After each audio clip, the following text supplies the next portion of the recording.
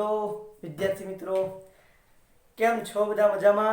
Okay well, तो सरस मजाना આપણે E1 E2 reaction જોઈ છે, એટલે કે જેને આપણે વિલોપન પ્રક્રિયા કહીએ છીએ, જેને આપણે એલિમિનેશન રિએક્શન તરીકે ઓળખીએ છીએ, અને બહુ ઇન્ટરેસ્ટિંગ રિએક્શન છે જે તમે સરળતાથી સમજી છે. હવે જોવાની છે જે તમારા હેલો આલ્કેન છે, હેલો આલ્કેનની ધાતુ સાથેની પ્રક્રિયા, પછી હેલો એરિનની વાતો કરવાની છે. બરાબર છે? શું લખવાનું છે? હેલો આલ્કેનની ધાતુ સાથેની પ્રક્રિયા. હેલો આલ્કેનની ધાતુ સાથેની, જો કે આપણે 11માં પણ શીખી ગયા છીએ હેલો આલ્કેનની ધાતુ સાથેની પ્રક્રિયા જે છે એ ટોપિક આપણે 11મા ધોરણની અંદર શીખ્યો છે. હમણાં હું તમને કહીશ એટલે તમને ખ્યાલ આવશે કે હા તો આપણે શીખ્યા છીએ, એવું તમને તરત જ ખ્યાલ આવી જશે. ઓકે વેલ, સૌથી પહેલા હેલો આલ્કેનની ધાતુ સાથેની પ્રક્રિયામાં હું મેગ્નેશિયમ સાથે પ્રક્રિયા કરાવું છું. કોની સાથે પ્રક્રિયા કરાવું છું? મેગ્નેશિયમ સાથે હું પ્રક્રિયા કરાવું છું. હેલો આલ્કેનની મેગ્નેશિયમ ધાતુ સાથે પ્રક્રિયા થાય તો એને ગ્રિગ્નાર્ડ પ્રક્રિયા કહેવામાં આવે છે. શું કહેવામાં આવે છે? ગ્રિગ્નાર્ડ પ્રક્રિયા. કેમ છે ગ્રિગ્નાર્ડ પ્રક્રિયા? કારણ કે આ જે રિએક્શન છે એ સૌપ્રથમ ગ્રિગ્નાર્ડ નામના વૈજ્ઞાનિકે શોધેલી છે. 1900ની સાલની અંદર ગ્રિગ્નાર્ડ નામના વૈજ્ઞાનિકે આ રિએક્શન શોધ્યું હોવાને કારણે એને ગ્રિગ્નાર્ડ પ્રક્રિયા તરીકે ઓળખવામાં આવે છે. બહુ સિમ્પલ અને બહુ સરસ રિએક્શન છે. કઈ રીતે છે જરાક સમજાઈ દો બેટા. સમજી લો કે ભાઈ ગ્રિગ્નાર્ડ પ્રક્રિયા, એના નામ જ ગ્રિગ્નાર્ડ પ્રક્રિયા આપણે આપી દઈએ. ઓકે, અહીંયા હેડિંગ આપી દઉં છું, ગ્રિગ્નાર્ડ પ્રક્રિયા.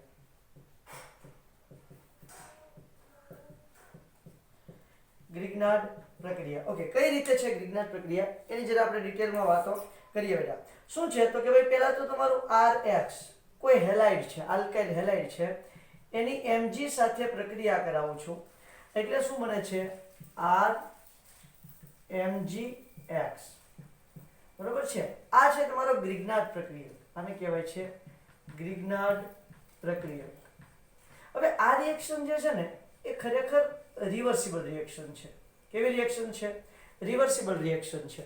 તો આપણે તો ગ્રિગ્નાર્ડ પ્રક્રિયા વધારે બને એવું કરવાનું છે, એટલા માટે એની અંદર શુષ્ક ઈથર ઉમેરવામાં આવે છે.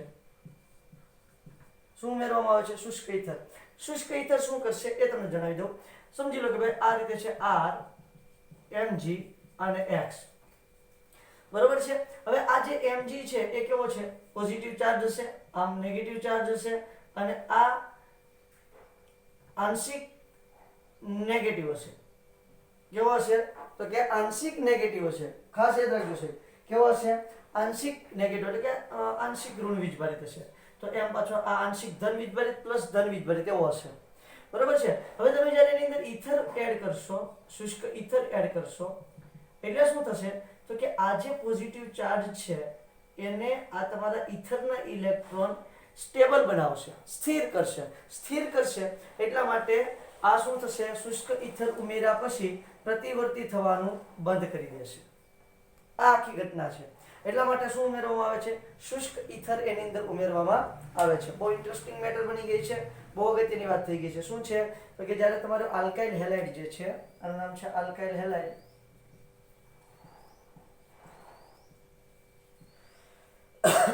આલ્કાઇલ હેલાઇડની મેગ્નેશિયમ સાથે રિએક્શન કરાવશો એટલે તમને મળશે ગ્રિગ્નાર્ડ પ્રક્રિયા. એને આલ્કાઇલ મેગ્નેશિયમ હેલાઇડ કહેવાય. Alkyl magnesium halide, alkyl magnesium halide તરીકે ઓળખવામાં આવે છે. આ આલ્કાઇલ મેગ્નેશિયમ હેલાઇડ જે છે એ કેવું છે સાહેબ તો કે એ તમારા આલ્કાઇલ હેલાઇડ અને મેગ્નેશિયમ સાથે રિવર્સિબલ છે. હવે એની અંદર શુષ્ક ઈથર ઉમેરશો એટલે શુષ્ક ઈથર જે છે આલ્કાઇલ મેગ્નેશિયમ હેલાઇડને સ્થિર કરશે એટલે રિવર્સિબલ થવાનું કેવું થઈ જશે? બંધ થઈ જશે. એટલે આપણને મળશે RMgX. શું મળે છે બેટા? RMgX આપણને પ્રાપ્ત થાય છે. આખી મેટર ક્લિયર થઈ છે. હવે અહીંયા જો મેં તમને કીધું છે એમાં પણ તમે જોશો તો જુઓ આ જે RMgX છે એમાં એવું કીધું છે કે આ આંશિક ઋણ વીજભારિત છે, આ આંશિક ધન વીજભારિત છે, પ્લસ આ નેગેટિવ ચાર્જ, આ પોઝિટિવ ચાર્જ. તો આ જે બંધ છે એ આયનીય છે. કેવો બંધ છે? આયનીય બંધ છે. જ્યારે આ બંધ છે એ ધ્રુવીય સહસંયોજક બંધ છે. કેમ આવું થાય છે તો કે ભાઈ તમારું જે આલ્કાઇલ અને મેગ્નેશિયમ એની વચ્ચે વિદ્યુત ઋણતાનો તફાવત હોય છે. ધ્રુવીય બંધ, સહસંયોજક બંધ હોવાનું કારણ શું છે તો કે ભાઈ આલ્કાઇલ અને મેગ્નેશિયમ વચ્ચે શું છે તો કે વિદ્યુત ઋણતાનો તફાવત છે.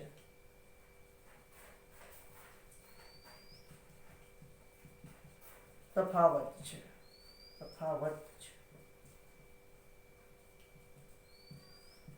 તેથી કેવો બંધ બનાવે છે? અહીંયા તે તફાવત તો છે, ફૂલ તફાવત છે, એટલા માટે અહીંયા તો બંધ જ કેવો છે ઓલરેડી આ તમારો આયનીય બંધ છે. જ્યારે આ સહસંયોજક બંધ હતો અને એમાંય તે વિદ્યુત ઋણતાનો તફાવત થયો એટલે કેવો બંધ થઈ ગયો? ધ્રુવીય સહસંયોજક બંધ બની ગયો છે. ક્લિયર થાય છે આખી મેટર? હવે શું થાય છે બેટા તો કે આ બની ગયું છે તમારું ગ્રિગ્નાર્ડ પ્રક્રિયક. આ શેના કારણે બન્યું છે તો કે આલ્કાઇલ હેલાઇડની ધાતુ સાથે મેગ્નેશિયમ ધાતુ સાથે પ્રક્રિયા કરવાથી તમારું ગ્રિગ્નાર્ડ પ્રક્રિયક બને છે. હવે આ ગ્રિગ્નાર્ડ પ્રક્રિયક જે છે એને તમારે જે તમારું કોઈ પણ જાતનું દ્રાવણ છે, સમજો કે પાણી છે, એમોનિયા છે અને આલ્કોહોલ. કોણ? પાણી, એમોનિયા અને આલ્કોહોલ પ્રત્યે અતિ પ્રતિક્રિયાત્મક છે.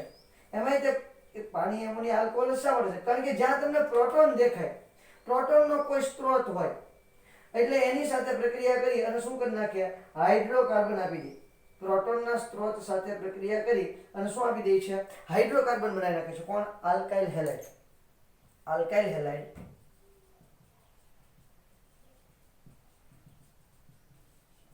ખૂબ જ પ્રતિક્રિયાત્મક હોવાથી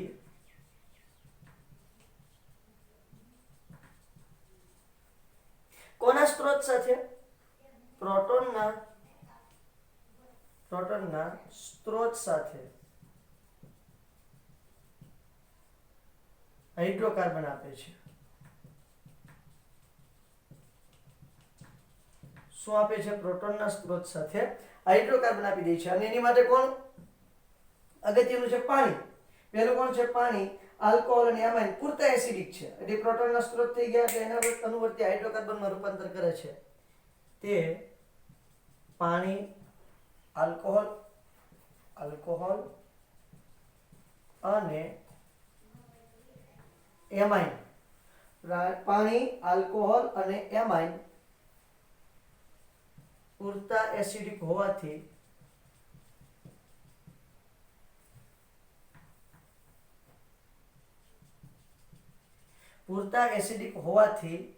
અનુવર્તી હાઇડ્રોકાર્બન આપે છે. ક્લિયર? રિએક્શન બતાવો સાહેબ. સમજી લો કે RMgX. હમણાં એને આપણે એક્ઝામ્પલ પણ જોઈએ છે. એની પ્રક્રિયા ધારો કે સાહેબ તમે કરાવો છો પાણી સાથે, બસ બીજા કોઈ સાથે નથી કરાવી, પાણી સાથે એની રિએક્શન કરાવી દો એટલે શું થશે? પાણીની અંદર કોણ હોય છે તો કે પાણીની અંદર H અને OH હોય બેટા. યસ. આ H જે છે H પોઝિટિવલી ચાર્જ હશે અને OH છે માઇનસ હશે. H છે ક્યાંની સાથે જોડાશે? R સાથે. એટલે અહીંયા તમને નિપજમાં મળશે RH. હાઇડ્રોકાર્બન બન્યું કે નથી બન્યું બેટા? યસ. અને અહીંયા જે તમારું Mg છે એ MgOH સાથે જોડાશે, MgOH. આ રીતે રિએક્શન આપે છે. હવે તમે જુઓ છો પાણી સાથે પ્રક્રિયા કરતું હોય અને અતિ પ્રતિક્રિયાત્મક હોય, પાણી સાથે પણ જો પ્રતિક્રિયાત્મક હોય તો તમારે આ જે તમારું ગ્રિગ્નાર્ડ પ્રક્રિયક છે એને પાણીથી શું રાખવું જોઈએ? દૂર રાખવું જોઈએ. એટલે કે અલ્પ પ્રમાણ પાણીની ભેજ હોય ને, ભેજથી પણ દૂર રાખવામાં આવે છે. RMgX ખૂબ જ પ્રતિક્રિયાત્મક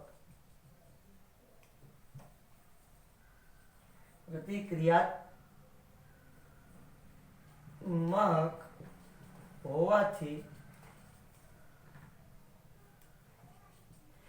અલ્પ પ્રમાણમાં ભેજથી પણ દૂર રાખવામાં આવે છે. That's all. બસ આ છે તમારા કોની વાત કરવાની છે તો કે ગ્રિગ્નાર્ડ પ્રક્રિયકની. ક્લિયર થાય છે આખી વાત? શુષ્ક ઈથર સાથે પ્રક્રિયા કરવામાં આવે છે, ખાસ યાદ રાખવાનું છે. બરોબર છે? શુષ્ક ઈથર સાથે પ્રક્રિયા કરવામાં આવે છે. બીજી તરફ આને હેલાઇડ સંયોજનોમાંથી હાઇડ્રોકાર્બન સંયોજનોમાં રૂપાંતર કરવાની એક પદ્ધતિ પણ ગણવામાં આવે છે, જે ઓલરેડી આપણે ભણી ગયા છીએ. હેલાઇડનું હાઇડ્રોકાર્બનમાં રૂપાંતર કરવાની પણ એક પદ્ધતિ તરીકે ઓળખવામાં આવે છે. આની સાથે એક્ઝામ્પલ જોઈશું એટલે વધારે ખ્યાલ આવશે. સમજી લો કે ભાઈ તમારું RMgX ની જગ્યાએ કોઈ ઠોસ પદાર્થ મૂકી દઈએ છે. શુષ્ક ઈથરમાં શા માટે રાખવામાં આવે છે તો એક તો તમારું પ્રક્રિયા જે છે એ પ્રક્રિયા શું ન થવી જોઈએ, રિવર્સિબલ ન થવી જોઈએ. અને બીજું, પાણી સાથે પ્રક્રિયા કરી લે છે ઝડપથી. જો શુષ્ક ઈથરમાં રાખો, ભેજવાળો ઈથર હોય તો એ તકલીફ થાય, બરોબર છે. એટલા માટે શુષ્ક ઈથરમાં રાખીએ એટલે પાણી ત્યાં હોવાનું નથી, એટલે પ્રક્રિયા કરશે નહીં. સમજી લો કે ભાઈ તમારું કોઈ CH3 CH2 Cl છે, બરોબર છે. એની રિએક્શન તમે કરાવો છો Mg સાથે. ચલો રિએક્શન થઈ ગઈ, શુષ્ક ઈથર લઈ લીધું બેટા, એટલે શું થઈ જશે CH3 CH2 Mg Cl. ખાસ યાદ રાખવાનું છે બેટા, Cl દૂર કરીને Mg ચોંટાડી દેવાનું છે, એવું ના થવું જોઈએ, બરોબર છે. એની રિએક્શન તમે કરાવો છો H2O સાથે. આવી રીતે પણ મૂકી શકે છે અને પ્લસ કરીને પણ મૂકે છે, આપણને કોઈ પ્રોબ્લેમ છે નહીં. એટલે તમને નિપજ શું મળશે, CH3 CH3 plus MgOH Cl. આ રીતે તમને નિપજ મળે છે. આ છે ઇથાઇલ ક્લોરાઇડ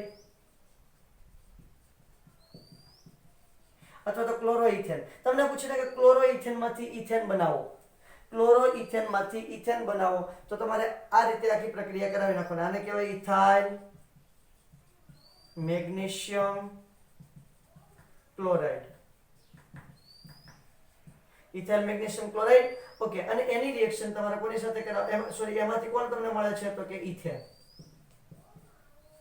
આ છે તમારી આખી મસ્ત મજાની કમ્પ્લીટ રિએક્શન, બરાબર છે. ક્લિયર થાય છે બેટા? તો આ છે ગ્રિગ્નાર્ડ પ્રક્રિયા અથવા તો હેલો આલ્કેનની ધાતુ સાથેની પ્રક્રિયા. હેલો આલ્કેનની ધાતુ સાથેની પ્રક્રિયા. વેલ, હેલો આલ્કેનની બીજી પણ ધાતુ સાથે પ્રક્રિયા કરાવું છું, જેને વુડ્સ પ્રક્રિયા તરીકે ઓળખવામાં આવે છે, જે ઓલરેડી આપણે ભણી ગયા છીએ.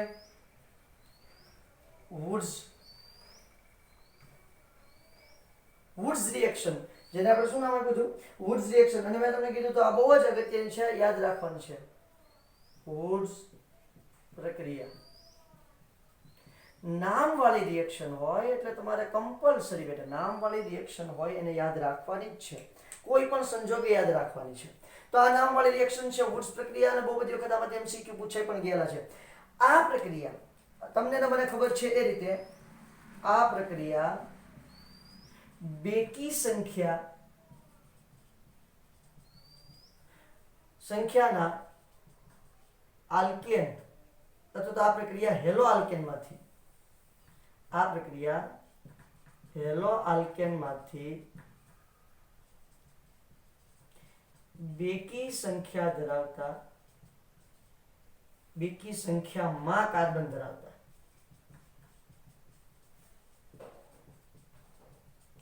આલ્કેન મેળવવા માટે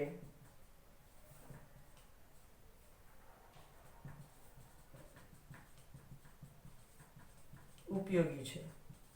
જો બેટા આની બધાની મિકેનિઝમ આવે છે, પણ આપણે અત્યારે અહીંયા કઈ જરૂરી નથી, મિકેનિઝમની અહીંયા કઈ જરૂર છે નહીં, એટલા માટે હું તમને મિકેનિઝમ કરાવતો નથી, બરોબર. આની પણ મિકેનિઝમ આવે છે, આની પણ મિકેનિઝમ આવે છે, પણ એ આપણે કઈ જેની જરૂર પડતી નથી. અને મિકેનિઝમ એવી વસ્તુ છે કે પ્રક્રિયા થઈ જાય પછી મિકેનિઝમ ગોતવાની હોય. અને મિકેનિઝમ શું છે તો કે એવું કોઈ બનતું નથી, એ એક ખાલી વૈજ્ઞાનિકનો વિચાર છે કે ભાઈ આવી ઘટના અંદર થતી હોવી જોઈએ, બાકી કોઈને એવું દેખાતું નથી કે જે મિકેનિઝમ હોય તે, બરોબર છે. એટલે એનો મતલબ એવો નથી કે આપણે શીખવાની નથી, મિકેનિઝમ શીખવાની છે, પણ જેની જરૂર હશે ને એની મિકેનિઝમ કરાવીશ, આપણે એક્સ્ટ્રા મિકેનિઝમ કરવાની કઈ જરૂર નથી. ઓકે, ચલો. તો આલ્કેન મેળવવા માટે ઉપયોગી છે, ખાસ ઇમ્પોર્ટન્ટ મેટર, બેકી સંખ્યા ધરાવતા કાર્બન મેળવવા માટે આ ઉપયોગી છે. એકી સંખ્યા વાળો તમને ક્યાંય નિપજ મળશે નહીં, હું તમને બતાવું છું એટલે તમને ખ્યાલ આવશે. સમજી લો કે મારી પાસે છે RX પ્લસ 2Na. વુડ્સ રિએક્શનમાં હંમેશા કોણ જોઈએ, Na જોઈએ. કોણ જોઈએ બેટા, Na જોઈએ. તો અહીંયા પણ 2 લઈ લેશ, કારણ કે બેકી સંખ્યા મેળવવું છે. કોણ આવશે અહીંયા, તો કે ન્યા આવશે ફરી વખત શુષ્ક ઈથર. શુષ્ક ઈથર ધાતુવાળી રિએક્શનમાં હેલો આલ્કેનમાં ખાસ ધ્યાન આપવાનું છે બેટા. એટલે અહીંયા મળશે તમને RR પ્લસ 2NaX. આ મળી ગયું તમારું બેકી સંખ્યા ધરાવતું આલ્કેન. હવે જો કઈ રીતે થાય છે બતાવી દઉં છું. સમજી લો કે ભાઈ CH3X પ્લસ અહીં 2 મોલ લઈ લઉં છું, X ની જગ્યાએ Cl લઈ લઉં છું, પ્લસ 2Na. ફરજિયાત Na જ જોઈશે ભાઈ. વુડ્સ રિએક્શનમાં Na જ આવશે, બીજું કોઈ નહીં આવે.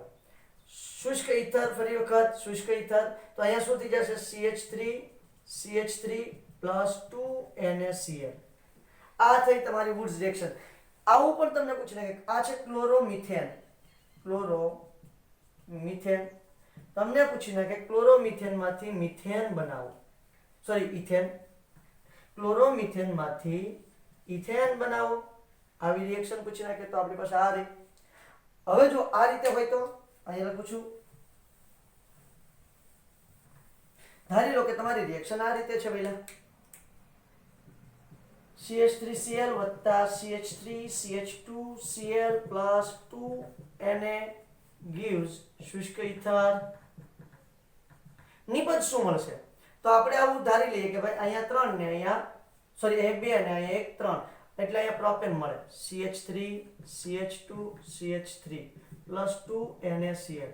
ખોટી વાત છે. શું કીધું મેં? બેકી સંખ્યામાં કાર્બન ધરાવતી નિપજ જ આપશે. આ કેવી સંખ્યામાં છે? એકી સંખ્યામાં કાર્બન ધરાવતી છે તો અહીંયા નિપજ મળશે નહીં. અહીંયા શું જવાબ આવશે? નિપજ મળશે,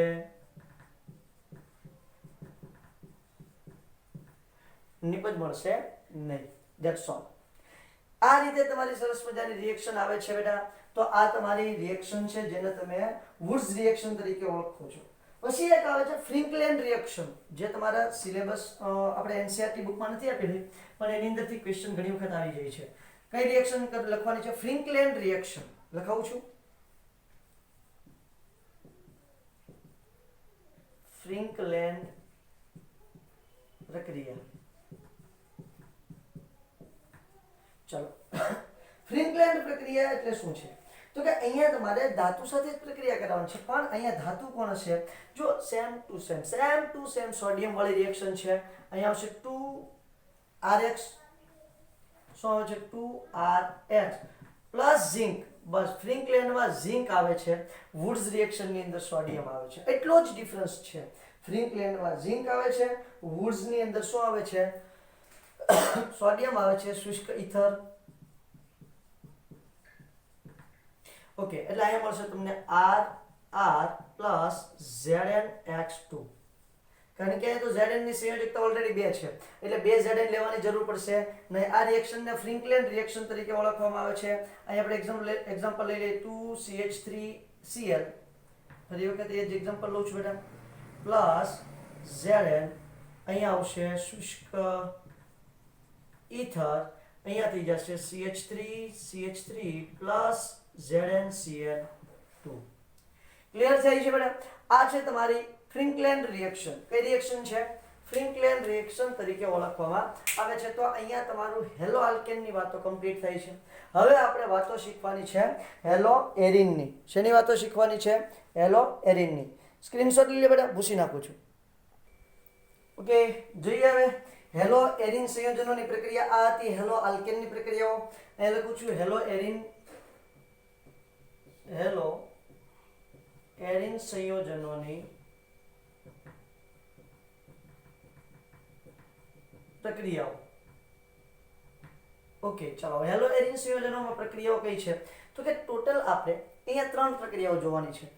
જેમ હેલો આલ્કેનમાં જોઈ છે ને એમ જ હેલો એરિનની અંદર જોવાની છે.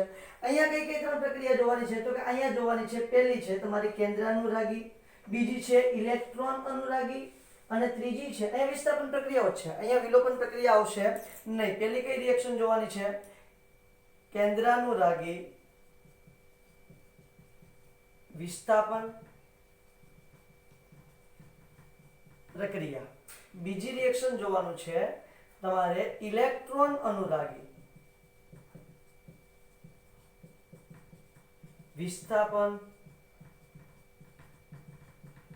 પ્રક્રિયા અને ત્રીજી પ્રક્રિયા જોવાની છે ધાતુઓ સાથેની પ્રક્રિયા.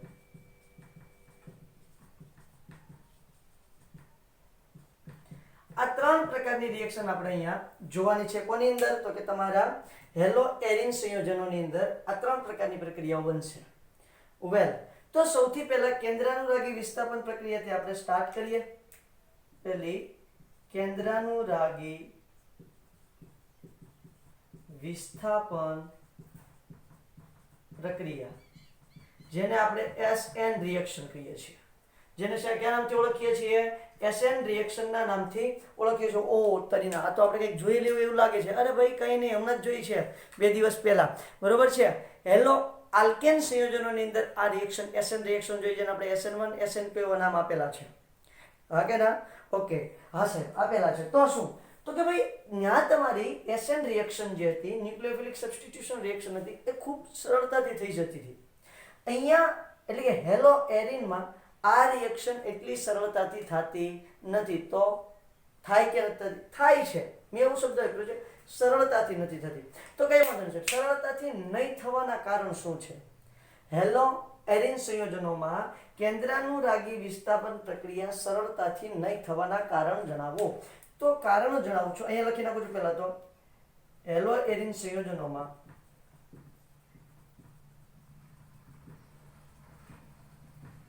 કેન્દ્રાનુરાગી વિસ્થાપન પ્રક્રિયા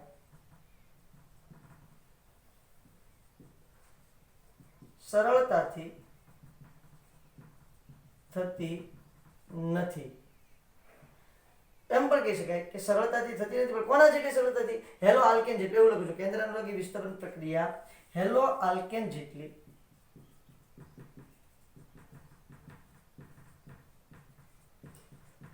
સરળતાથી થતી નથી. હેલો આલ્કેનમાં જેટલી તમારે સરળતાથી કેન્દ્રાનુરાગી વિસ્થાપન પ્રક્રિયા થઈ જાય છે, એટલી સરળતાથી હેલો એરિનમાં થતી નથી. શું રીઝન છે એ અમને સાહેબ જણાવો. અમારે એ જોવું છે, શું રીઝન છે ને એ જોવાનું છે. તો રીઝન નંબર 1 રેડ માર્કરથી દર્શાવું તો રીઝન વધારે હાઇલાઇટ થશે. રીઝન નંબર 1, એક પહેલું રીઝન શું છે? તો કે ભાઈ સંસ્પંદન અસર. સસ્પંદન અસર, સસ્પંદન અસર એ રીતે રાખી. સંસ્પંદન પણ કહે છે અને સસ્પંદન પણ કહે છે, નો પ્રોબ્લેમ. ચલો, સંસ્પંદન અસર શું દર્શાવે છે? તો જુઓ સાહેબ, તમે જોશો એટલે ખ્યાલ આવશે કે ભાઈ અહીંયા છે ને તમારા હેલો એરિન સંયોજનોમાં સંસ્પંદન થાય. કારણ કે તમારું જે ક્લોરીન છે, ક્લોરીન લઈ લો, હેલોજન લઉં છું, હેલોજનની જગ્યાએ તમે કોઈ પણ ક્લોરીન, બ્રોમિન, આયોડીન તમે લઈ શકો છો. અહીંયા ચલો ભાઈ એક્સ લઈ લઈએ તો વધારે અનુકૂળ પડશે. હવે આ રીતે છે, સમજી લો કે ભાઈ તમારી પાસે અથવા તો આ રીતે લઈએ, દ્વિબંધ ધરાવતું બેન્ઝીન ચક્ર છે, આને કહી દઈએ હેલો એરિન. હવે તમને ખબર છે કે Cl છે એ +R અસર અથવા તો +M અસર દર્શાવે છે અને ઇલેક્ટ્રોન અનુરાગી છે, બે વસ્તુ દર્શાવે છે. એટલે -I અને +R અથવા +M અસર દર્શાવે છે. યસ કે નો? Yes sir. હવે શું થાય છે ઘટના એ જોઈએ છીએ. કારણ કે +R+M અસર દર્શાવે છે, એની અત્યારે જરૂર છે. -I ની અત્યારે જરૂર પડવાની નથી, એ તો આપણે સ્થાયીતા માટે જરૂર પડશે, ત્યારે આપણે વાત કરીશું. તો શું થાય કે આની પાસે જે ઇલેક્ટ્રોન યુગ્મો છે બેટા, એ શું કરશે? તો કે ભાઈ અહીંયા તમારો જે દ્વિબંધ છે એ દ્વિબંધને શું કરશે? તો કે ભાઈ ઇલેક્ટ્રોન યુગ્મનું દાન કરશે. બાપુ શું કરે છે? इस तरह છે. એટલે અહીંયા જો તો આ કાર્બનની સંયોજકતા કેટલી થઈ જાય? ધ્યાન આપજો. અહીંયા X ડબલ બોન્ડ આવી રીતે બને બેટા. તો આ કાર્બન છે એની સંયોજકતા કેટલી થાય? 1 2 3 4 અને 5 સંયોજકતા થઈ જાય, જે પોસિબલ નથી. તો શું થાય? તો કે ભાઈ આ જે ઇલેક્ટ્રોન યુગ્મ છે એ ઉઠી અને આ સાઈડ વી આવશે. એટલે અહીંયા તમારું જે કાર્બન છે એ નેગેટિવ ચાર્જ બનશે, એટલે કે ત્યાં ઇલેક્ટ્રોન ઘનતા વધશે. અને આપણને ખબર છે કે જ્યાં ભાઈ તમારો હેલોજન જોડાયેલો છે, તો કોઈ પણ વિસ્થાપિત સમૂહ આવેલો હોય, બરોબર છે, બેન્ઝીન ચક્રમાં વિસ્થાપિત સમૂહ આવેલા હોય, એની પાસેના સ્થાનને ઓર્થો કહેવાય, એની પછીના જે સ્થાન આવે એને મેટા કહેવાય, અને સામેનું સ્થાન આવે એને પેરા કહેવાય. ક્લિયર થાય છે? આપણે આ રીતે ઓળખીએ છીએ. કોઈ પણ વિસ્થાપિત સમૂહ હોય, એ હેલોજન વિસ્થાપિત સમૂહ છે તો કોઈ પ્રશ્ન નથી. હેલોજનની પાસેના બે સ્થાને ઓર્થો, એની પછીના મેટા, એની પછીનું પેરા. સમજી લો કે આ રીતે હોત તો સાહેબ. ચલો, તો તમે શું કરો?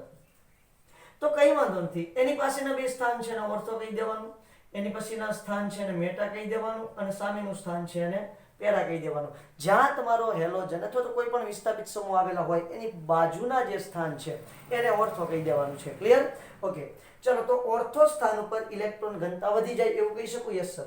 હવે આ ઇલેક્ટ્રોન ઘનતા વધી જાય એટલે ઈ અનસ્ટેબલ થઈ જશે, અસ્થિર થઈ જશે. એને સ્થિરતા આપવા માટે આ ઇલેક્ટ્રોન યુગ્મ અહીંયા જશે, અથવા એમ પણ કહી શકું, એની કરતા આજ વધારે સરળ પડશે કે ભાઈ અસ્થિર હોવાને કારણે એ અહીંયા શું કરશે, દ્વિબંધ બનાવશે. ઓકે, તો આ કાર્બનની સંયોજકતા 5 થઈ જશે. તો શું થશે, તો આ દ્વિબંધ જે છે, કારણ કે દ્વિબંધમાં જે પાઈ ઇલેક્ટ્રોન છે એ ખરેખરમાં શું હોય, પાઈ બંધ છે, ઇલેક્ટ્રોન યુગ્મ હોય. એ ઇલેક્ટ્રોન યુગ્મ ક્યાં જતું રહેશે, પેરા સ્થાનમાં જતું રહેશે.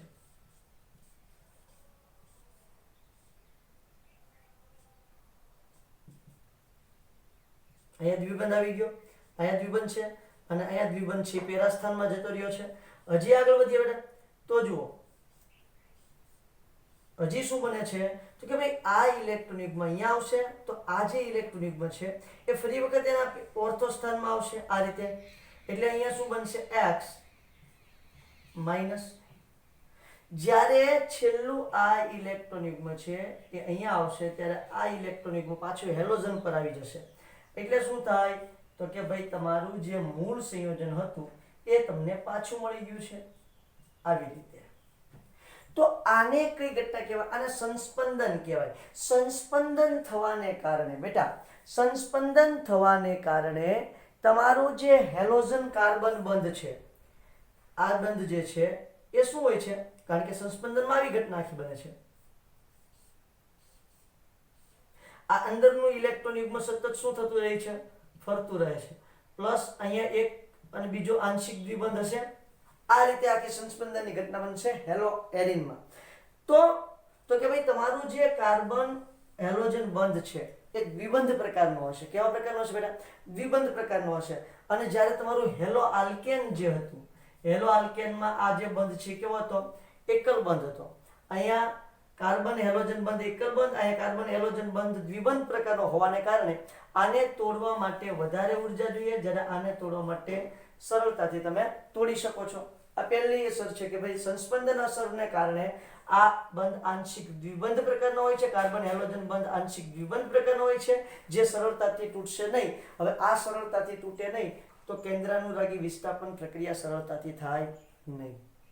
પહેલું રીઝન ક્લિયર થઈ છે બેટા, મસ્ત મજાની ઘટના છે. પહેલું રીઝન બહુ સરસ મજાનું આપ્યું છે. ત્યાર પછી બીજું રીઝન આમાં જ આવી જાય છે. શું કહે છે બીજું રીઝન, તો બીજું રીઝન એવું કહે છે કે ભાઈ તમારું હેલો એરિન સંયોજન જે છે એ હેલોજન ધરાવતો કાર્બન, હેલો એરિન સંયોજનમાં હેલોજન ધરાવતો કાર્બન છે sp2 સંકરણ ધરાવે છે. કયું સંકરણ ધરાવે છે, sp2 સંકરણ ધરાવશે. બતાવી દઉં. બીજું જે રીઝન છે તે CX હેલો એરિનમાં CX બંધ,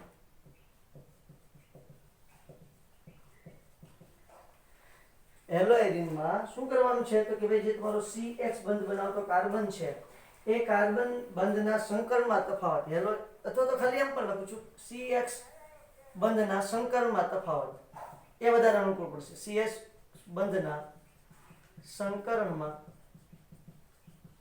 તફાવત. ઓકે, શું તફાવત છે, હેલો એરિન બનાવ્યું મેં, આર્યુ બની ગયું. ચાલો આ X, અને અહીંયા બનાવ્યું છે મેં હેલો આલ્કેન, H અને X. અહીંયા તમારો જે કાર્બન છે એ sp3 સંકરણ ધરાવે છે, જ્યારે આવડો કાર્બન છે sp2 સંકરણ ધરાવે, કારણ કે એ દ્વિબંધ છે. બરોબર છે. તો તેમ પણ કહી શકીએ 3 સિગ્મા બંધ અને અહીંયા 4 સિગ્મા બંધ. અથવા એમ પણ કહી શકીએ કાર્બનની આસપાસ એક દ્વિબંધ એટલે કે એક પાઈબંધ છે. અહીંયા કાર્બનની આસપાસ કોઈ પણ પ્રકારનો પાઈબંધ છે નહીં. એટલે આ કાર્બન sp3 સંકરણ ધરાવે, જ્યારે આ કાર્બન છે sp2 સંકરણ ધરાવે છે. હવે એના કારણે શું થાય, તો કે sp2 સંકરણ ધરાવે છે એટલે આ જે બંધ લંબાઈ છે, બંધ લંબાઈ ટૂંકી હોય છે. CX બંધ લંબાઈ ટૂંકી હોય છે, જ્યારે અહીંયા શું હોય છે, CX બંધ લંબાઈ લાંબી હોય છે. મતલબ હેલો એરિન કરતા લાંબી હોય છે. કોની કરતા લાંબી હોય છે, હેલો એરિન કરતા લાંબી હોય છે. હવે આની CH બંધ લંબાઈ 177 પિકામીટર છે, સમજી લ્યો. અને આની બંધ લંબાઈ છે 169 પિકામીટર, 169 પિકામીટર, 177 પિકામીટર. ઓકે વેલ, હવે તમે જુઓ આ બંધ લંબાઈ ટૂંકી છે, આ બંધ લંબાઈ લાંબી છે. ટૂંકી બંધ લંબાઈ હોય તો એને તોડવા માટે ઉર્જા પણ કેવી આપવી પડે, વધારે આપવી પડે. જો કે આગળના રીઝનને મળતો આવે છે, સંસ્પંદન અસરને મળતી આવે છે આ અસર. ટૂંકી બંધ લંબાઈ હોવાને કારણે એને તોડવા માટે વધારે ઉર્જા આપવી પડે છે. અહીંયા બંધ લંબાઈ વધારે હોવાને કારણે ઓછી ઉર્જાથી તૂટી જાય છે, એટલે સરળતાથી અહીંથી x દૂર થઈ જાય. આ x સરળતાથી દૂર થતો નથી, એટલા માટે અહીંયા તમને સરળતાથી કેન્દ્રાનુરાગી પ્રક્રિયા મળશે નહીં. હવે એમ થાય છે આ કઈ રીતે બને છે, તો જુઓ આપણે s ગુણ જોવાનો છે. અહીંયા sp2 સંકલન છે, એટલે s ગુણ કેટલો હશે બેટા? s ગુણ કેટલો હશે? 33.33%. યસ યા નો? યસ. અને અહીંયા કેટલો હશે? તો કે 25%. s ગુણ વધારે છે. s ગુણ વધારે હોય મતલબ કે એ કેન્દ્રની નજીક હોય. કેન્દ્રની નજીક હોય એટલે આકર્ષણ કેવું હશે? વધારે હશે. ખાસ મેટર યાદ રાખવાનું છે બેટા, s ગુણ વધારે, કેન્દ્રની નજીક હોય, આકર્ષણ બળ વધારે હોય. s ગુણ ઓછો, કેન્દ્રથી દૂર, આકર્ષણ ઓછું, તો s ગુણ આમાં ભાગ ભજવે છે. આ ખાસ અસરને તમારે ધ્યાન રાખવાનું છે બેટા. ત્યાર પછી વાત આવે છે ત્રીજી, ફિનાઇલ કેટાયનની અસ્થાયીતા. આ ક્લિયર કરું છું. ફિનાઇલ કેટાયનની અસ્થાયીતા.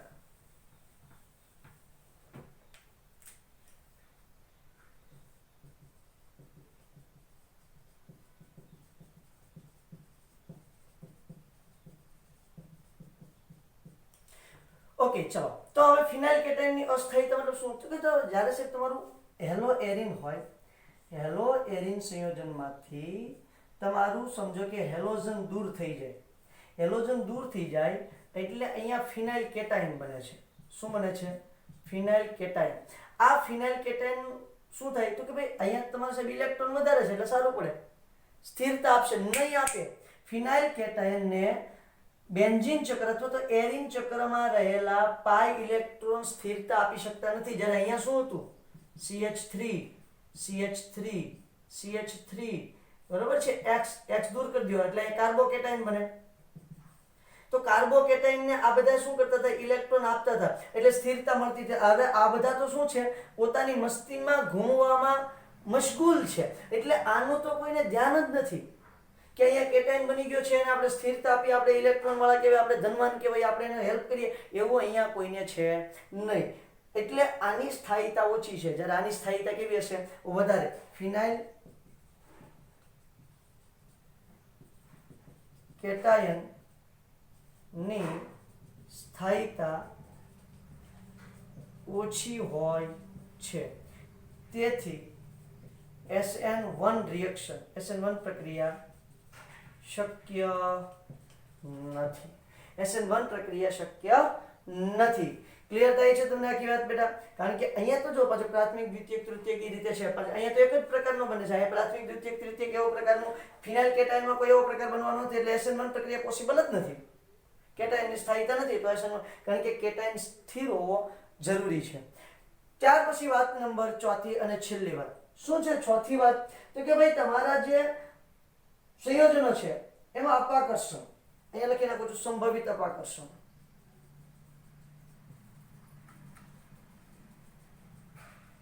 શું થાય છે? તો હવે જો આ તમારો ન્યુક્લિયોફિલિક આયન છે, એ કેવો છે? Negative charge. હવે તમારું બેન્ઝીન છે, બેન્ઝીનની અંદર ઓલરેડી 3 પાઈ બંધ છે એટલે 6 પાઈ ઇલેક્ટ્રોન હશે.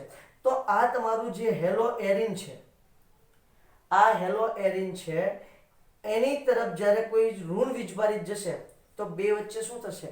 અપાકર્ષણ થશે.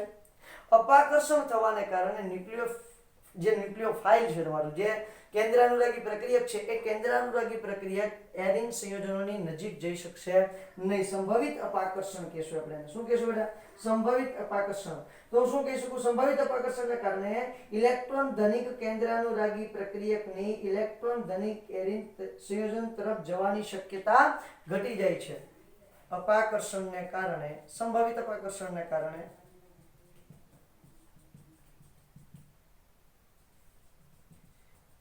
ઇલેક્ટ્રોન ધનિક કેન્દ્રાનુરાગી પ્રક્રિયકની ઇલેક્ટ્રોન ધનિક એરિન સંયોજન નજીક જવાની સંભાવના ઘટે છે.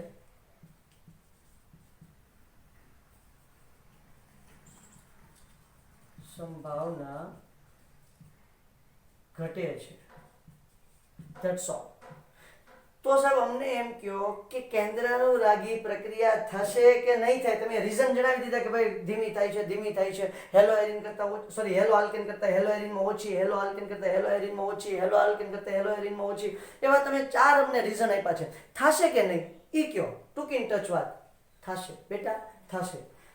સ્ક્રીનશોટ લ્યો કઈ રીતે થાય છે એવું તમને જણાવું. યોગ્ય પ્રક્રિયા પરિસ્થિતિ આપણે ઉત્પન્ન કરવી પડશે ત્યારે થશે. સ્ક્રીનશોટ કરો જઈ સાહેબ. ઇલેક્ટ્રોન અનુરાગી વિસ્થાપન પ્રક્રિયા કરો. ચાલો તો પહેલા જો હેલો એરિનની છે, અહીંયા લખું છું ઇલેક્ટ્રોન અનુરાગી વિસ્થાપન પ્રક્રિયા છે કે ઓલરેડી આપણે ચાલે જ છે, લખવાની કે જરૂર નથી. તો અહીંયા છે તમારું Cl, બરોબર છે. Cl ની રિએક્શન કરાવું છું હું 6 થી 8% NaOH સાથે. તાપમાન રાખું છું 633 કેલ્વિન તાપમાન. કેટલું તાપમાન રાખવાનું છે? 633 કેલ્વિન તાપમાન રાખું અને 312 દબાણ રાખું છું. એટલે તમને અહીંયા મળશે સોડિયમ ફિનોક્સાઇડ આયન ONA. આ જે ONA છે એની કોઈ પણ એસિડિક મીડિયમમાં રિએક્શન કરાવીશ, H+ સાથે રિએક્શન કરાવીશ એટલે અહીંયા શું થઈ જશે? અહીંયા મને મળી જશે OH. શું મળવાનું છે બેટા? OH મને મળવાનું છે. તો આ થઈ ઇલેક્ટ્રોન અનુરાગી વિસ્થાપન પ્રક્રિયા. મેં એવું કીધું સરળતાથી નહીં થાય, જો યોગ્ય પરિસ્થિતિ રાખવી પડશે. 633 કેલ્વિન તાપમાન, 312 દબાણ. તો આ યોગ્ય પરિસ્થિતિ તમે ઉત્પન્ન કરી છે ત્યારે રિએક્શન થઈ છે. કેન્દ્રાનુરાગી પ્રક્રિયા થઈ છે 100%. પણ ક્યારે પ્રક્રિયા થઈ છે કે જ્યારે તમારે યોગ્ય પ્રક્રિયા પરિસ્થિતિ ઉત્પન્ન કરવી પડે છે. અને પહેલી કેવી રીતે ડાયરેક્ટ થઈ જતું, બસ આપણે કઈ કરવું તો પડતું. જોઈ લો CH3Cl, બરોબર છે. અહીંયા OH માઇનસ તમે રાખી દો એટલે અહીંયા CH3OH થઈ જાય, વત્તા Cl માઇનસ દૂર થઈ જાય. સીધી શોર્ટ એન્ડ સ્વીટ. કોઈ પ્રક્રિયા પરિસ્થિતિ આપણે બનાવવી નહોતી પડી, ડાયરેક્ટ જ આપણને રિએક્શન મળી જતી હતી. જ્યારે અહીંયા રિએક્શન ડાયરેક્ટ મળશે એને ડાવ પદ્ધતિ કહેવાય. આપણે ચેપ્ટર નંબર 11 ની અંદર ભણવાનું છે ડાવ પદ્ધતિ, બરોબર છે. ફિનોલના ઉત્પાદનની પદ્ધતિની અંદર ડાવ પદ્ધતિની આપણે વાત કરવાની છે. ત્યારે આપણે થોડુંક એને વિસ્તારથી વર્ણન કરશું. અત્યારે કોઈ એની જરૂર છે નહીં. ત્યારે આપણે એની આખી મિકેનિઝમ સમજશું, કઈ રીતે આવે છે, એની આખી ઘટનાનું આપણે વર્ણન કરવાનું છે ડાવ પદ્ધતિનું. અત્યારે કોઈ ઘટનાનું વર્ણન કરવાની જરૂર નથી, બરોબર. અહીંયા તો આપણે યોગ્ય પ્રક્રિયા પરિસ્થિતિ ઉત્પન્ન કરવી પડે. જો 6 થી 8% તમારા સાંદ્રતા ધરાવતું NaOH દ્રાવણ જેવું પડ્યું વગેરે વગેરે વગેરે, ત્યારે તમને સરસ મજાની ડાવ પદ્ધતિ એટલે કે કેન્દ્રાનુરાગી વિસ્થાપન પ્રક્રિયા તમને જોવા મળી છે. ક્લિયર? ઓકે વેલ. હવે બીજી જે કેન્દ્રાનુરાગી વિસ્થાપન પ્રક્રિયા જોઈએ કે જ્યારે સાહેબ તમારા OH સમૂહ દ્વારા ઇલેક્ટ્રોન આકર્ષક NO2 ની હાજરીમાં Cl નું વિસ્થાપન કરવાનું છે. અહીંયા શું કીધું છે? ડાયરેક્ટ OH સમૂહ દ્વારા વિસ્થાપન કર્યું છે. હવે અહીંયા બીજી જે રિએક્શન દેખાડું છું, OH સમૂહ દ્વારા ઇલેક્ટ્રોન આકર્ષક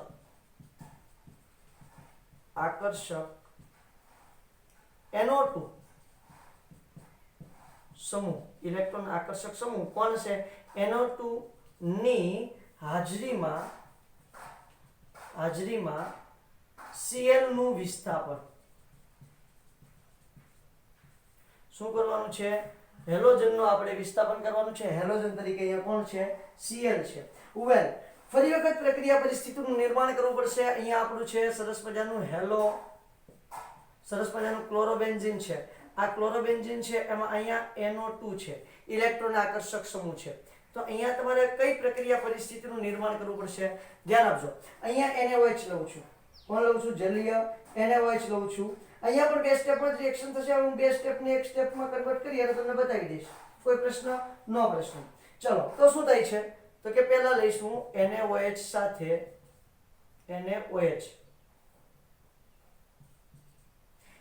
સાથે જલીય NaOH લેવાનું છે. એની સાથે રિએક્શન કરવાનું છે. 443 કેલ્વિન તાપમાન રાખીશ અને બીજું સ્ટેપ કયું છે? એસિડિક મીડિયમનું એટલે H+. એટલે અહીંયા મળશે મને OH અને અહીંયા મળશે NO2. આને કહેશું પેરા નાઇટ્રોક્લોરોબેન્ઝીન. અને શું કહેશું? પેરા નાઇટ્રો અથવા તો 1 ક્લોરો 4 નાઇટ્રોબેન્ઝીન તો પણ ચાલશે. 1 ક્લોરો 4 નાઇટ્રોબેન્ઝીન. 1 ક્લોરો 4 નાઇટ્રોબેન્ઝીન. આનું નામ શું થશે? તો કે આને કહેશું 4 નાઇટ્રોફિનોલ. 4 નાઇટ્રોફિનોલ. ક્લિયર થાય છે? આ નિપજ તમને 55% મળશે. કેટલા ટકા નિપજ મળવાની છે? 55%. તમારી એનસીઈઆરટી બુકની અંદર છે ની સાહેબ, બરોબર છે, તમે લખી શકો છો. વેલ, ત્યાર પછી બે સ્થાન ઉપર તમારું NO2 હાજર હોય. આ જરા લઈ લ્યો એટલે હું આની અંદર બીજી રિએક્શન બતાવી દઉં છું. સ્ક્રીનશોટ લઈ લો બેટા. ભૂસું છું? ઓકે, ચલો ભાઈ. હવે બે સ્થાન ઉપર નાઇટ્રો સમૂહ હાજર હોય, ઓર્થો અને પેરા. બે સ્થાનની અંદર નાઇટ્રો સમૂહ હાજર હોય અને હેલો એરિન સંયોજન હોય. હવે જો ઓર્થો અને મેટા બે સ્થાનમાં નાઇટ્રો છે, સોરી, ઓર્થો અને પેરા બે સ્થાનમાં નાઇટ્રો છે. 1 ક્લોરો 2 4 ડાયનાઇટ્રોબેન્ઝીન. ઇન્ટરેસ્ટિંગ છે, જોજો. અહીંયા Cl, અહીંયા NO2 અને અહીંયા NO2. 1 chloro 2 4 ડાયનાઇટ્રો benzene. હવે અહીંયા શું થાય છે તો કે અહીંયા ફરી વખત તમે રિએક્શન કરાવશો. પેલું જલીય NaOH, બરોબર છે, અને અહીંયા 368 કેલ્વિન તાપમાન થશે. આની પહેલા કેટલું હતું? 443. અહીંયા તાપમાન ઘટી ગયું છે. બીજું જે પોઝિશન છે, બીજી જે આપણે સ્ટેપ કરવાનું છે તો H+ વાળું છે, એટલે અહીંયા તમને શું મળી જશે? 2 4 ડાયનાઇટ્રો ફિનોલ, NO2 અને NO2. શું મળે છે? 2 4 ડાયનાઇટ્રો ફિનોલ. ક્લિયર થાય છે? હજી જો ત્રીજી રિએક્શન બતાવું છું. અહીંયા તમારા 3 સ્થાન પર નાઇટ્રો સમૂહ હેલોજનની સાથે 3 સ્થાન પર નાઇટ્રો સમૂહ દાખલ છે. NO2 અને NO2, બરોબર છે. આ 3 સ્થાન પર નાઇટ્રો સમૂહ હાજર હોવાને કારણે શું થાય છે તો કે જુઓ છે, હજી પરિસ્થિતિ છે એ એકદમ સરળ બની જશે. 3 સ્થાન પર નાઇટ્રો સમૂહ દાખલ છે તો પરિસ્થિતિ સરળ બની જશે. ડાયરેક્ટ તમે શું કરશો તો કે H2O સાથે ગરમ કરશો. શું કરવાનું છે? 333 કેલ્વિન તાપમાન, 333 કેલ્વિન તાપમાન, ગરમી H2O. તમારે લાંબી પ્રક્રિયા પરિસ્થિતિ નહીં કરવી પડે, સરળતાથી થઈ જશે સાહેબ. કેવી રીતે થઈ જાય છે? સરળતાથી થઈ જાય છે. ઉપરનામાં હું નિપજ નથી લખી ભાઈ, અહીંયા આવશે 74% નિપજ મળે છે. અહીંયા નિપજ મળે છે 2 4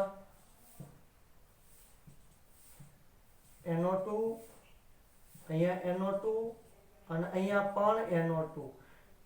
અહીંયા છે તમારું 2 4 6 1 ક્લોરો 2 4 6 ટ્રાઇનાઇટ્રોબેન્ઝીન, 1 ક્લોરો 2 4 6 ટ્રાઇનાઇટ્રો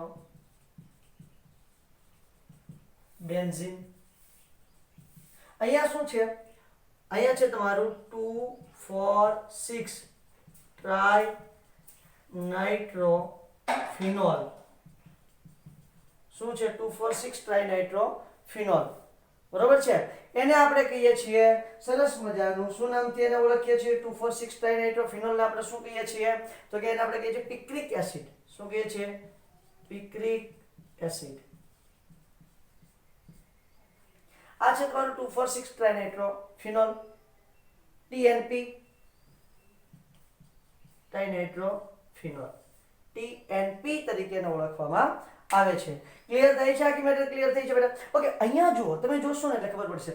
ઓર્થો, આ બંને ઓર્થો અને પેરા, ઓર્થો અને પેરા સ્થાન હોય ત્યારે તમારા કેન્દ્રાનુરાગી પ્રક્રિયક છે ને એ સક્રિય રીતે એટેક કરશે. નાઇટ્રો સમૂહ ઓર્થો પેરા સ્થાન પર હોય ત્યારે તમારો કેન્દ્રાનુરાગી પ્રક્રિયક સક્રિય રીતે એટેક કરશે. મેટા સ્થાન પર હોય ત્યારે તેની સક્રિયતામાં ફેરફાર થશે નહીં. કહેવાનો મતલબ શું છે તો કે તમે ખાલી સાહેબ લઈ લ્યો ક્લોરોબેન્ઝીન. આ ખાલી તમે ક્લોરોબેન્ઝીન લીધું હોય અને ઓર્થો મેટા વિસ્થાપિત, અહીંયા સમજી લો કે NO2 હોય અથવા તો ઓર્થો પેરા વિસ્થાપિત, સોરી મેટા નહીં, અહીંયા NO2 હોય તો આ બે વખતે તમારા કેન્દ્રાનુરાગી વિસ્થાપન પ્રક્રિયાની પ્રતિક્રિયાત્મકતા વધશે, ઝડપી બનશે. જ્યારે મેટા સ્થાનમાં તમારો NO2 દાખલ થયેલો હશે ને ત્યારે પ્રતિક્રિયાત્મકતા ઝડપી બનશે નહીં. કેમ એવું છે? શા માટે? તો હું એક મિકેનિઝમ બતાવું છું. મિકેનિઝમ પરથી તમે આરામથી સમજી જશો. તમારા પુસ્તકની અંદર એનસીઈઆરટીની અંદર 3 મિકેનિઝમ આપેલી છે, આપણે એકમાં બધું સમજાવી દઈએ છીએ એટલે આપણું કામ ક્લિયર થઈ જાય. આ વસ્તુ તમારે જોવાની છે કે જ્યારે ઓર્થો પેરા સ્થાનમાં વિસ્થાપન થયેલું હોય, નાઇટ્રો સમૂહ દાખલ હોય ત્યારે પ્રતિક્રિયાત્મકતા વધે, અને મેટા સ્થાનમાં દાખલ થયેલો હોય ત્યારે પ્રતિક્રિયાત્મકતામાં કોઈ ફેરફાર થતો નથી. સ્ક્રીનશોટ લ્યો, કઈ રીતે નથી થતો એ સમજાવું છું. હવે જો ઓર્થો અને પેરા સ્થાનમાં હોય NO2 સમૂહ, ઇલેક્ટ્રોન આકર્ષક સમૂહ હોય ત્યારે પ્રતિક્રિયાત્મકતા કઈ રીતે વધે ને એની મસ્ત મજાની વાત કરું છું. બરોબર, હવે સમજી લો કે ભાઈ તમારો આ રીતે હેલો ક્લોરીન વાળું લે છે એટલે ક્લોરો બેન્ઝીન છે. હવે ક્લોરોબેન્ઝીનમાં હું વિસ્થાપન કરી દઉં છું પેરા સ્થાનમાં, એટલે પેરા સ્થાનમાં નાઇટ્રોજન છે. નાઇટ્રોજન છે NO2 છે તો એનું બંધારણ આ રીતે હશે બેટા. ક્લિયર થઈ છે? હવે તમે OH માઇનસ છે, OH માઇનસ ને એટેક કરાવશો. OH માઇનસ નું શું કરાવવાનું છે આપણે? OH માઇનસ નો એટેક કરાવવાનો છે. આપણે કયા સ્થાન પર OH માઇનસ ને દાખલ કરવાનું છે? આ સ્થાન પર. તો અહીંયા આ રીતે દોરી નાખું તો સમજવું વધારે સરળ પડશે બેટા. આ રીતે. ચલો, તો આ જે તમારો દ્વિબંધ છે એ દ્વિબંધમાંનો ઇલેક્ટ્રોન અહીંયા આવી જશે. આ તબક્કો છે ને ધીમો તબક્કો છે. ધીમો તબક્કો એટલે આને આપણે કઈ રિએક્શન કહીશું? SN2. કઈ રિએક્શન થશે? SN2 reaction. અને ઓલરેડી મેં તમને કહી દીધું છે કે ભાઈ SN1 રિએક્શન તો આમાં ઓલરેડી થતી જ નથી, કારણ કે કાર્બોકેટાયન અહીંયા સ્ટેબલ છે જ નહીં. ક્લિયર થઈ છે કે એટલે અહીંયા રિએક્શન હેલો આયરીનમાં કઈ થાય છે? SN2 રિએક્શન થાય છે. ઓકે, તો હવે જો આ ધીમો તબક્કો છે, ધીમા તબક્કા દરમિયાન બે પ્રક્રિયકો છે એટલે એનો પ્રક્રિયા વેગ છે એ બંને પ્રક્રિયકોની સાંદ્રતા પર આધાર રાખશે, એટલે આણ્વિકતા કેટલી થશે? એની 2 થશે. હવે ઘટના શું બને છે તો કે અહીંયા તમારું આ રીતના સંયોજન તૈયાર થશે બેટા. કઈ રીતે સંયોજન તૈયાર થશે? તો અહીંયા OH, અહીંયા Cl, અને અહીંયા છે તમારો નેગેટિવ ચાર્જ, બરોબર, SA, અને અહીંયા કોણ આવેલું છે તો કે NO ડબલ બોન્ડ O. હવે આ ઇલેક્ટ્રોન છે અહીંયા જશે, આ ઇલેક્ટ્રોન છે અહીંયા જશે, એટલે નાઇટ્રોજન વાળો જે કાર્બન છે, આ જે કાર્બન છે એ કાર્બન ઉપર શું થશે તો એ કાર્બન ઉપર તમને સરસ મજાનું જોવા મળશે સ્ટેબિલાઇઝેશન. કઈ રીતે? OH બતાવું, Cl માઇનસ અને N double bond O minus. ધ્યાન આપજો બેટા, અહીંયા N છે એ પ્લસ છે, જે માઇનસ ને શું કરશે? એટ્રેક્ટ કરશે. કાર્બન ઉપર ઋણ વીજભાર છે, એ ઋણ વીજભારને પોતાની તરફ આકર્ષશે તો સ્થિરતામાં શું થાય? વધારો થાય. ક્લિયર થાય છે કે મેટર? થોડી ઘણી આકર્ષી રાખશે એટલે સ્થિરતા વધશે. હજી આગળનું સ્ટેપ જોવાનું બાકી જ છે બેટા. હવે શું થાય છે તો કે ભાઈ આ જે તમારો ઇલેક્ટ્રોન છે અહીંયા આવશે, આ પાઈ બોન્ડ છે અહીંયા જતો રહેશે, એટલે આ રીતે બનશે. જો અહીંયા Cl, અહીંયા OH, બરોબર, અને અહીંયા તમારો માઇનસ ચાર્જ આવી જશે. અહીંયા તમારો દ્વિબંધ આ રીતે બની જશે N plus O minus double bond O. આખું વસમાં મસ્ત સંક્રાંતિ અવસ્થામાં આવું બનશે. હવે શું થાય છે? હવે તબક્કો આવી જાય છે ઝડપી, એટલે એને આપણે ઇન શોર્ટ લખવું હોય, આ જે ઘટના છે એ ઘટનાને આપણે શોર્ટમાં લખવી હોય તો આપણે આવી રીતે લખી શકીએ, આ રીતે. ઓકે, અહીંયા NO minus double bond O, અહીંયા આપણે આ રીતે લખી શકીએ, બરાબર છે? આગળના અહીંયા Cl અને અહીંયા OH. આખી ઘટનાને હું આવી રીતે લખી શકું છું. યસ સર, લખી શકો. કારણ શું છે? આમે શું દર્શાવવું છે કે ભાઈ ઇલેક્ટ્રોન તમારો છે એ ગોળ ગોળ ફરે છે. ઇલેક્ટ્રોન તમારો છે એ શું કરે છે? આની અંદર સતત ઘૂમા કરે છે, એવું મેં દર્શાવ્યું છે. ક્લિયર થાય છે? આ છે, ક્લિયર થાય છે. હવે જો ઝડપી તબક્કો શું બને છે તો કે હવે તમારો ઇલેક્ટ્રોન છે એ તમારો અહીંયા જવાનો છે, અને આ જે છે Cl એ બંધનો ઇલેક્ટ્રોન લઈને છૂટો પડશે. એટલે ઝડપી તબક્કો શું બને છે? ઝડપી તબક્કામાં શું થઈ જાય તો કે ભાઈ તમારો Cl દૂર થઈ જાય અને અહીંયા તમારું NO minus plus double bond O અને અહીંયા આવી જાય OH, SA બની જાય છે. આ ઝડપી તબક્કો છે, ખૂબ સ્પીડમાં બનશે. કારણ કે જેવો તમારો Cl દૂર થઈ તરત જ OH છે પોતાનું વર્ચસ્વ જમાવી દેશે અને Cl માઇનસ આપણે શું કરી દીધું છે બેટા અહીંથી દૂર, માઇનસ Cl માઇનસ. હવે અહીંયા તમે આખી ઘટનામાં જુઓ તો જો આ જે તમારો ઋણ વીજભાર છે એ અહીંયા કયા સ્થાન પર છે? ઓર્થો. અલગ માર્કરથી દર્શાવું તો તમને સમજાશે બેટા. અહીંયા કયા સ્થાન પર છે? ઓર્થો સ્થાન પર છે. અહીંયા જુઓ પેરા સ્થાન પર છે, અહીંયા ફરી વખત જો ઓર્થો સ્થાન પર છે, તો ઇલેક્ટ્રોનની ઘનતા ઓર્થો સ્થાન ઉપર વધારે છે. હવે જ્યારે તમારા ઓર્થો સ્થાન ઉપર NO2 જોડાયેલો હોય અથવા તો પેરા સ્થાન ઉપર જોડાયેલો હોય, ઓર્થો અને પેરા સ્થાન ઉપર ઇલેક્ટ્રોનની ઘનતા વધારે, માઇનસ એટલે શું થયું? એનો મતલબ આ કાર્બન ઉપર ઇલેક્ટ્રોનની ઘનતા વધારે, આ કાર્બન ઉપર ઇલેક્ટ્રોનની ઘનતા વધારે, આ કાર્બન ઉપર ઇલેક્ટ્રોનની ઘનતા વધારે, એના પર માઇનસ છે એટલે એનો મતલબ આવો થાય. ક્યાંય તમને મેટા સ્થાન પર ઇલેક્ટ્રોનની ઘનતા વધારે દેખાય છે બેટા? જુઓ તમે, કોઈ જગ્યા ત્રણમાંથી એક પણ બંધારણમાં મેટા સ્થાન પર ઇલેક્ટ્રોનની ઘનતા વધારે છે નથી. તો મેટા સ્થાનમાં ધારો કે તમારો NO2 દાખલ થયેલો હોય, મેટા સ્થાનમાં NO2 આવેલો હોય, N plus O minus double bond O, બરોબર છે. અને અહીંયા સમજી લો કે તમારો હેલોજન છે બેટા. હવે મેટા સ્થાનમાં દાખલ થયેલો હોય તો ઇલેક્ટ્રોન તો અહીંયા અને અહીંયા જ વધારે ઘનતા દર્શાવવાનો છે. તો અહીંયા આજે તમારો પોઝિટિવ ચાર્જ N છે, એટલે કે ધન વીજભારિત N છે, એ N અહીંયા ઋણને ક્યાં આકર્ષવા જશે? એટલે ક્યાંય સ્થિરતા મેટા સ્થાન પર જ્યારે NO2 આવેલો હોય ત્યારે ક્યાંય સ્થિરતા આપવાનો છે નહીં. ઓર્થો અને પેરા સ્થાનમાં, કયા સ્થાનમાં? અહીંયા જો ઓર્થો સ્થાન છે, અહીંયા પેરા સ્થાન છે, અહીંયા ફરી વખત ઓર્થો સ્થાન છે. ઓર્થો અને પેરા સ્થાનમાં NO2 આવેલો હોય ત્યારે તમારા ઇલેક્ટ્રોનને પોતાની તરફ આકર્ષશે. હેલોજન હોય ત્યારની વાત કરું છું. આ હેલોજનમાં આ રીતનું સંસ્પંદન જોવા મળે છે. એટલે હેલોજનમાં ઓર્થો અને પેરા સ્થાનમાં ઇલેક્ટ્રોન ઘનતા વધારે હોય, એટલે ઓર્થો અને પેરા સ્થાનમાં NO2 આવેલું હશે ત્યારે તમારા ઇલેક્ટ્રોનને પોતાની તરફ આકર્ષશે અને સંયોજનને શું આપશે? સ્થિરતા આપશે. જ્યારે મેટા સ્થાનમાં NO2 આવેલું હોય ત્યારે જે તમારા બેન્ઝીન ચક્રમાંના ઇલેક્ટ્રોન છે એને પોતાની તરફ આકર્ષી અને સ્થિરતા આપશે નહીં. એટલે પ્રતિક્રિયાત્મકતામાં અહીંયા કોઈ જાતનો ફેરફાર નહીં થાય. જ્યારે અહીંયા સ્થિરતા આપશે, સ્થિરતા વધે, પ્રતિક્રિયાત્મકતામાં શું થશે? વધારો થતો તમને જોવા મળશે. આ વાત છે તમારા હેલોએરિન સંયોજનોની કેન્દ્રાનુરાગી વિસ્થાપન પ્રક્રિયાની.